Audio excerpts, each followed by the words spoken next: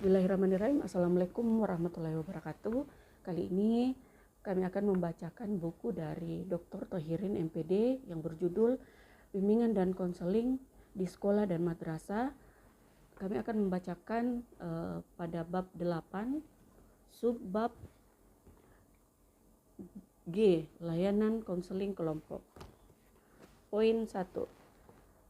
Makna layanan konseling kelompok. Layanan konseling kelompok mengikutkan sejumlah peserta dalam bentuk kelompok dengan konselor sebagai pemimpin kegiatan kelompok. Layanan konseling kelompok mengaktifkan dinamika kelompok untuk membahas berbagai hal yang berguna bagi pengembangan pribadi dan pemecahan masalah individu yang menjadi peserta layanan. Dalam konseling kelompok dibahas masalah pribadi yang dialami oleh masing-masing anggota kelompok. Masalah pribadi dibahas melalui suasana dinamika kelompok yang intens dan konstruktif, diikuti oleh semua anggota kelompok di bawah bimbingan pemimpin kelompok, pembimbing atau konselor. Berdasarkan deskripsi di atas, layanan konseling kelompok dapat dimaknai sebagai suatu upaya pembimbing atau konselor membantu memecahkan masalah-masalah pribadi yang dialami oleh masing-masing anggota kelompok melalui kegiatan kelompok agar tercapai perkembangan yang optimal. Dengan perkataan lain, konseling kelompok juga bisa dimaknai sebagai suatu upaya pemberian bantuan kepada individu atau siswa yang mengalami masalah-masalah pribadi melalui kegiatan kelompok agar tercapai perkembangan yang optimal.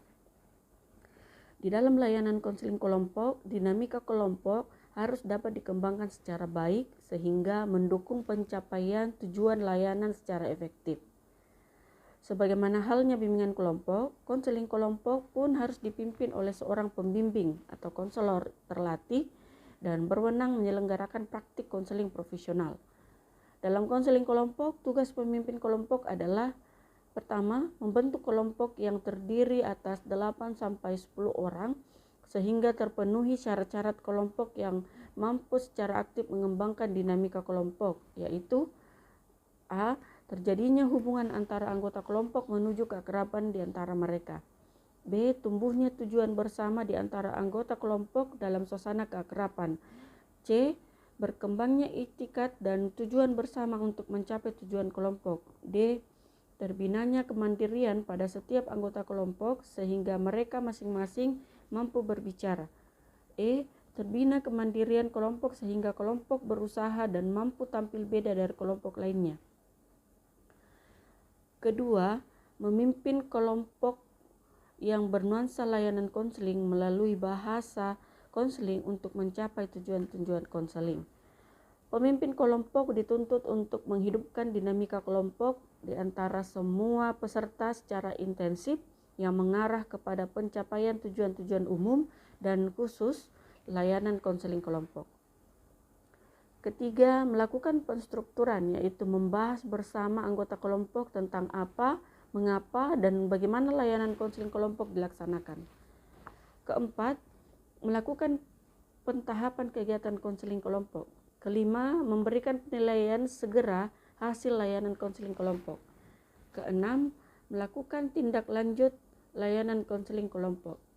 Untuk dapat menjalankan tugas dan kewajiban profesional secara baik seperti tersebut di atas, seorang pemimpin kelompok dalam layanan konseling kelompok harus mampu: pertama, membentuk kelompok dan mengarahkannya sehingga terjadi dinamika kelompok dalam suasana interaksi antara anggota kelompok yang bebas, terbuka, dan demokratis, konstruktif, saling mendukung dan meringankan beban, menjelaskan, memberikan pencerahan, memberikan rasa nyaman, menggembirakan, serta mencapai tujuan bersama kelompok.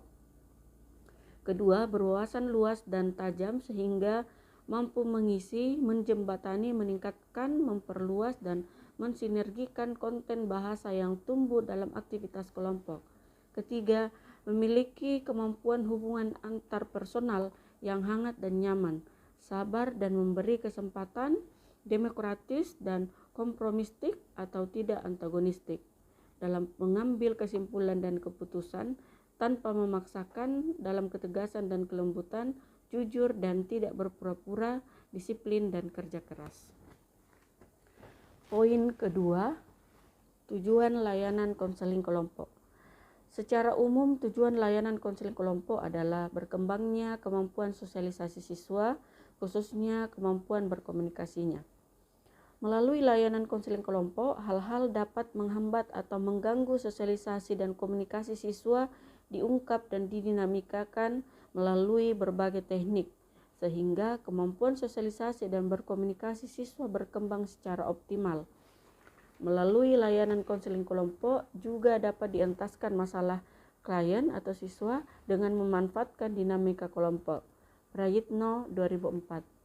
Selanjutnya, menurut Prayitno 2004, secara khusus oleh karena fokus layanan konseling kelompok adalah masalah pribadi individu peserta layanan, maka layanan konseling kelompok yang intensif dalam upaya pemecahan masalah tersebut, para peserta memperoleh dua tujuan sekaligus, yaitu pertama, terkembangnya perasaan, pikiran, persepsi, wawasan, dan sikap terarah kepada tingkah laku khususnya dan bersosialisasi dan berkomunikasi. Kedua, terpecahnya masalah individu dan yang bersangkutan dan diperolehnya imbasan pemecahan masalah tersebut bagi individu-individu lain yang menjadi peserta layanan. Poin 3. Isi layanan konseling kelompok. Layanan konseling kelompok membahas masalah-masalah pribadi yang dialami oleh masing-masing anggota kelompok. Secara bergiliran, anggota kelompok mengungkapkan masalah pribadinya secara bebas. Selanjutnya, dipilih mana yang akan dibahas dan dientaskan terlebih dahulu dan seterusnya. Teknik layanan konseling. Poin 4. Teknik layanan konseling kelompok. Secara umum, teknik-teknik yang diterapkan dalam layanan bimbingan kelompok bisa diterapkan dalam layanan konseling kelompok. Beberapa teknik yang bisa digunakan dalam layanan konseling kelompok adalah: pertama, teknik umum, pengembangan dinamika kelompok. Secara umum, teknik-teknik yang digunakan dalam penyelenggaraan layanan konseling kelompok mengacu kepada berkembangnya dinamika kelompok yang diikuti oleh seluruh anggota kelompok untuk mencapai tujuan layanan. Adapun teknik-teknik tersebut secara garis besar meliputi: pertama, komunikasi multiarah secara efektif, dinamis, dan terbuka. Kedua, pemberian rangsangan untuk menimbulkan inisiatif dalam pembahasan, diskusi, analisis, dan pengembangan argumentasi.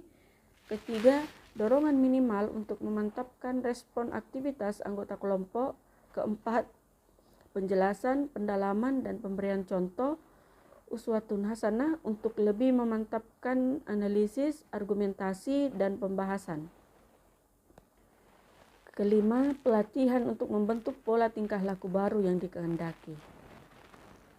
Sebagaimana halnya layanan bimbingan kelompok, implementasi teknik-teknik di atas juga diawali dengan penstrukturan untuk memberikan penjelasan dan pengarahan pendahuluan tentang layanan konseling kelompok. Selain itu, berbagai kegiatan selingan ataupun permainan dapat diselenggarakan untuk memperkuat jiwa kelompok, memantapkan pembahasan atau relaksasi. Sebagai penutup, kegiatan pengakhiran atau teknik mengakhiri dapat dilaksanakan. Kedua, teknik permainan kelompok. Dalam layanan konseling kelompok dapat diterapkan teknik permainan baik sebagai selingan maupun sebagai wahana atau media yang membuat materi pembinaan tertentu.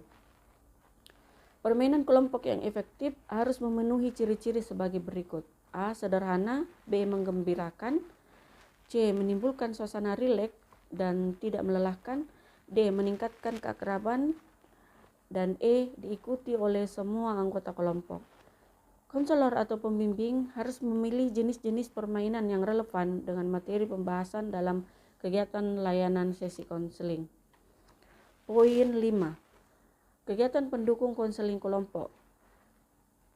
Seperti halnya layanan bimbingan kelompok dan layanan-layanan yang lainnya, layanan konseling kelompok juga memerlukan kegiatan pendukung. Seperti pertama, aplikasi instrumentasi. Data yang dihimpun atau diperoleh melalui aplikasi instrumentasi dapat digunakan sebagai A. Pertimbangan dalam pembentukan kelompok konseling. B. Pertimbangan dalam menetapkan seseorang atau lebih dalam kelompok layanan konseling kelompok. C. Materi atau pokok bahasan kegiatan layanan konseling kelompok. Secara umum, hasil ulangan atau ujian, data umum, data AUM, hasil tes, sosiometri, dan lain sebagainya merupakan bahan yang sangat berguna dalam merencanakan dan mengisi kegiatan layanan konseling kelompok. Selain itu, sebagai tindak lanjut layanan, seseorang atau lebih peserta layanan konseling kelompok mungkin memerlukan aplikasi instrumentasi untuk mendalami kondisi mereka yang diperlukan dalam layanan yang lebih komprehensif. Kedua, himpunan data. Data dalam himpunan yang dihasilkan melalui aplikasi instrumentasi dapat digunakan untuk merencanakan dan mengisi kegiatan layanan konseling kelompok. Penggunaan data dalam himpunan data dan hasil instrumentasi harus disertai penerapan asas-asas tertentu yang relevan, khususnya asas kerahasiaan secara ketat. Ketiga, konferensi kasus. Konferensi kasus dapat dilakukan sebelum kegiatan layanan konseling kelompok dimulai dan dapat juga sebagai tindak lanjut dari kegiatan layanan konseling kelompok untuk peserta tertentu. Terhadap siswa yang masalahnya dikonferensi kasuskan, misalnya, dapat dilakukan tindak lanjut layanan dengan menempatkan siswa tersebut ke dalam konseling kelompok tertentu sesuai dengan masalahnya. Sebaliknya, untuk mendalami dan menangani lebih lanjut masalah salah seorang atau lebih anggota konseling kelompok, dapat dilakukan konferensi kasus berkenaan dengan masalah anggota kelompok dimaksud. Keempat, kunjungan rumah. Sebagaimana dalam bimbingan kelompok, kunjungan rumah dalam konseling kelompok juga bisa dilakukan untuk mendalami dan penanganan lebih lanjut masalah klien atau siswa yang dibahas dalam konseling kelompok. Untuk melakukan kunjungan rumah, perlu dilakukan persiapan secara baik dengan melibatkan anggota kelompok yang masalahnya dibahas dalam konseling kelompok. Kelima, alih tangan kasus. Masalah yang belum tuntas melalui layanan konseling kelompok dapat dialih tangankan atau memindahkan tanggung jawab pemecah masalah klien tertentu kepada orang lain yang dianggap lebih berwenang atau mengetahui. Alih tangan kasus ke ahli atau pihak lain yang lebih berwenang atau lebih mengetahui harus sesuai dengan masalah yang dihadapi siswa dan menurut prosedur yang dapat diterima oleh siswa dan pihak yang terkait lainnya. Poin 6. Pelaksanaan layanan konseling kelompok. Sebagaimana layanan bimbingan kelompok, layanan konseling kelompok juga menempuh tahap-tahap sebagai berikut. Pertama, perencanaan yang mencakup kegiatan. A. Membentuk kelompok. Ketentuan membentuk kelompok sama dengan bimbingan kelompok. Jumlah anggota kelompok dalam konseling kelompok antara 8 sampai 10 orang, tidak boleh melebihi 10 orang. B. Mengidentifikasi dan meyakinkan klien atau siswa tentang perlunya masalah dibawa ke dalam layanan konseling kelompok. C. Menempatkan klien dalam kelompok. D. Menyusun jadwal kegiatan. E. Menetapkan prosedur layanan. F. Menetapkan fasilitas layanan. G. Menyiapkan kelengkapan administrasi. Kedua, pelaksanaan yang mencakup kegiatan. A. Mengkomunikasikan rencana layanan konseling kelompok. B. Mengorganisasikan kegiatan layanan konseling kelompok. C. Menyelenggarakan layanan konseling kelompok melalui tahap-tahap. 1. Pembentukan, 2. Peralihan, 3. Kegiatan, dan 4. Pengakhiran. Ketiga, evaluasi yang mencakup kegiatan. A. Menetapkan materi evaluasi. B. Menetapkan prosedur evaluasi. C. Menyusun instrumen evaluasi. D. Mengoptimalisasikan instrumen evaluasi. E. Mengolah hasil aplikasi instrumen. Keempat, analisis hasil evaluasi yang mencakup kegiatan. A. Menetapkan norma atau standar analisis. B. Melakukan analisis. C. Menafsirkan hasil analisis.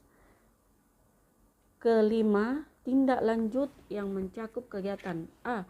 Menetapkan jenis dan arah tindak lanjut. B. Mengkomunikasikan rencana tindak lanjut kepada pihak-pihak terkait. C. Melaksanakan rencana tindak lanjut. Keenam, laporan yang mencakup kegiatan. A. Menyusun laporan layanan konseling kelompok. B. Menyampaikan laporan kepada kepala sekolah atau madrasah dan kepada pihak-pihak lain yang terkait. C. Mengkomunikasikan laporan layanan. Beberapa catatan penting dalam pelayanan konseling kelompok sama dengan catatan penting dalam bimbingan kelompok. Ya, itulah tadi pembacaan bab 8 dari buku Dr. Thohirin MPD dari subbab poin G tentang layanan konseling kelompok. Terima kasih atas perhatiannya. Sekian, Assalamualaikum warahmatullahi wabarakatuh.